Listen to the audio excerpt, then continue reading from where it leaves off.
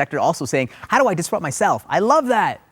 So, Natalie, what are we seeing in the Q&A? We got some questions coming in. I'd love to see what people are saying. So the first question I'm going to ask you is, first of all, thank you very much for this. My mind is completely blown here.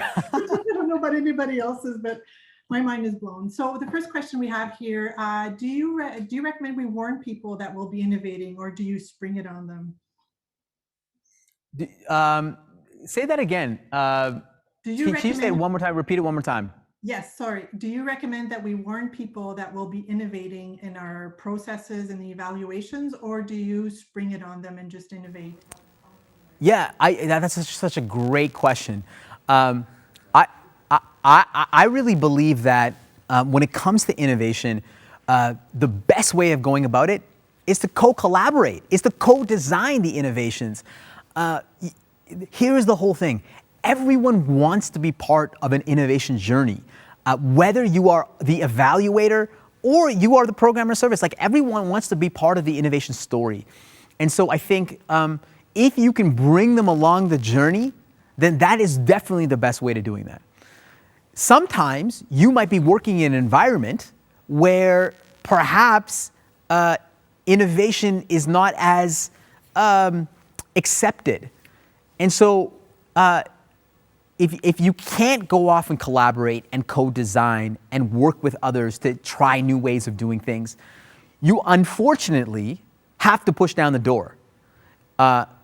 You unfortunately have to try this process of very small experiments with very small teams and very small sprints and really de-risk innovations. The best way of going off and innovating is to show people, not just tell people.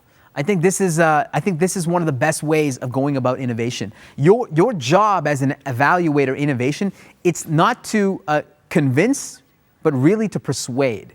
And so, that's what I really believe in. And if you can't co-collaborate with them, if you can't push down the door because of the fear of change, or you have supervisors or you have leaders that won't be accepting of new ideas, then the third option is that you have to leave because you can't work in an environment where you're not empowered to try new ways of doing things or experiment.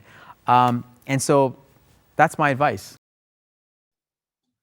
Thank you for that. Another question we have is, so as we return to normal, I mean, we've been innovating for a year with this disruption, with this major global disruption, and how will our return to work be impacted by all the innovation and transformation change? Do you think that's going to stay? Do you think we're on a roll here, or do we still need to continue working on it?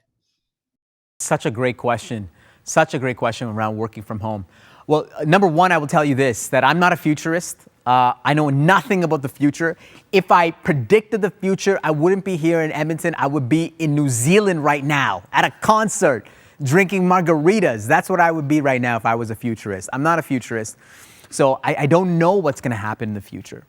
But here's what I do know when it comes to innovation, and in my experience, whether it's setting up innovation teams or being part of innovation journeys, is that innovation is hard enough. It requires energy, it requires collisions, it requires people coming together. Listen, I know everybody has been enjoying working from home. Listen, it's really productive. I get up in the morning, you don't even need to wear your pants, you brush your teeth, and you're at the meeting. It's unbelievable, it's amazing. But you see what working from home doesn't do, it doesn't allow us to collide with one another. It doesn't allow you to be at the photocopier and Sally comes up to you and says, hey, I found a better way of doing an evaluation. And you're like, oh, I think actually Barry's working on something, and you're connecting those people. It's like when you're at the coffee shop and you see another evaluator, now you're trading ideas. Like, those random collisions in the third spaces is where we build trust. It's where we build a culture of innovation. And so I fundamentally believe that we need to get into the office. I don't know how many days a week. I have no idea. I'm not here to dictate but we need people coming together, because here's the thing with innovation is at the beginning of the pandemic, you saw it probably as well. A lot of momentum, everyone to band together. We were all in this together. Today, everyone's tired. Like everyone is exhausted, they're tired, they don't want to do all these Zoom meetings, they're not connecting with individuals. And sometimes at work, we just need to meet with a colleague and have a glass of wine. And guess what? Some of the best ideas are when we are doing exactly that. So I believe, this is again, I'm not a futurist, but what I would say when it comes to innovation is we need people coming together.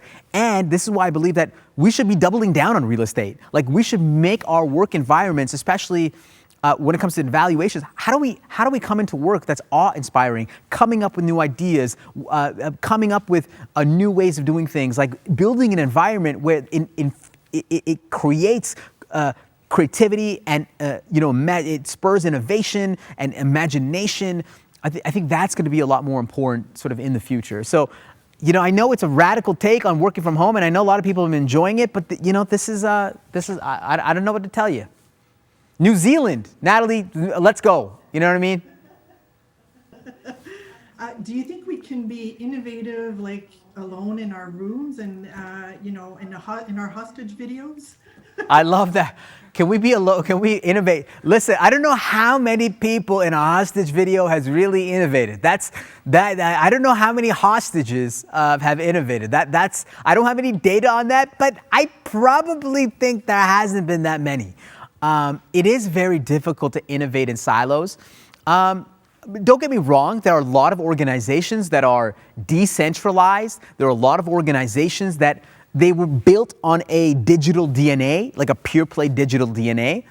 And so they've been able to be a little bit successful. But I think in the long term, you need other people for you to bounce ideas off of. And I know you can do it on Zoom. I could jump on a call with you, Natalie. We could bounce out ideas. But it's like, part of innovation is those unscheduled meetings. It's those unscheduled collisions. It's when you're walking outside and you're like getting a coffee and you see something and you're inspired by something or someone. I can't tell you how many ideas that I got just like talking to people at work and just like learning about what they're doing, like not learning about what they're doing in my particular department, but really what's happening in other departments. And I think this goes back to this idea of building a deep generalist mindset as evaluators. Like how do we have it's not only how do we have a better sense of what's happening across the world, like what's happening around politics and media and entertainment and culture, but also what's happening within our departments, what's happening within our ministries, etc. Because so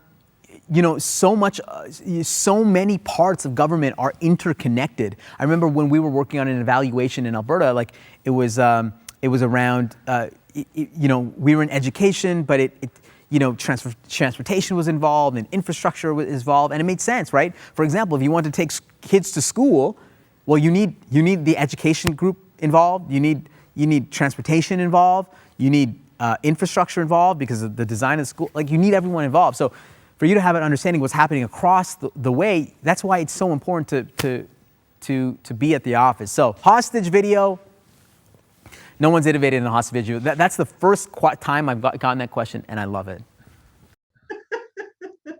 That really resonated with me because I do sometimes feel I think we all feel a little bit in a hostage video here, and that's why we love your environment there. So interesting because somebody did ask the question about deep general mindset and how can we bring the ideas together. And I guess it's not, it is through interactions, personal interactions and haphazard a little bit maybe, or do you have anything a little more structured? Yeah, I do. And I didn't bring it up because I was worried about time, but here it is actually. I have the notes. This is not set up. I think to build a deep general mindset with a specialist focus, there's a couple ways around this. Number one, it's I think we need to embrace the irrational. We need to embrace, I know the logic model is beautiful, right? It's embracing things that are illogical. What are those insights that we have never seen before? And that piggybacks off the second thing, which is how do we embrace the forgotten? How do we embrace the ignored? How do we embrace the things that are coming out of people's basement? This is why I started this whole discussion when it comes to disruption, is that disruption comes out of nowhere. Disruption starts out as a toy. This is not only around technology, but it also around disruptors themselves. And so and I think the third thing is really around how do we curate things from different sources, a variety of sources. How do we have a good understanding of what's happening, not only within our work environment, but just from a broader perspective. Like as an evaluator, unfortunately, what we need, or fortunately, we need to have a better understanding of what's impacting the entire world, what's impacting technology. Because how can we actually make a decision of if a program is relevant or effective or efficient if we actually don't know what else is out there that's better? And so I think this is the number one skill set I think evaluators should have in terms of building their own innovation capital is building this deep generalist mindset. And I think the other thing that I didn't put down here is like, how can, you might have a superhero skill in one particular area.